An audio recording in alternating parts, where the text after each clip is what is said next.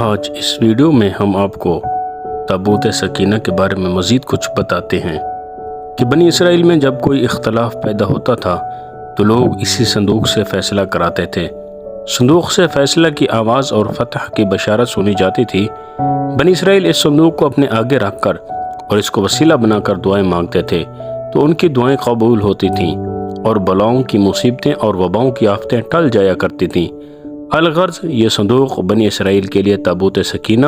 برکت و رحمت کا خزینہ اور نصرت خداوندی کے نزول کا نہایت مقدس اور بہترین ذریعہ تھا۔ مگر جب بنی اسرائیل طرح طرح کے گناہوں میں ملوث ہو گئے اور ان لوگوں میں معاصی و طغیان اور سرکشی و عصیان کا دورہ ہو گیا تو ان کی بداعمالیوں کی نحوست سے ان پر خدا کا یہ غضب نازل ہو گیا کہ قوم عمالقہ کے کفار نے ایک لشکر جرار کے ساتھ ان لوگوں پر حملہ کر دیا۔ ان کافروں نے بنی اسرائیل کو قتل عام کیا، ان کی بستیوں کو تخت و تاراج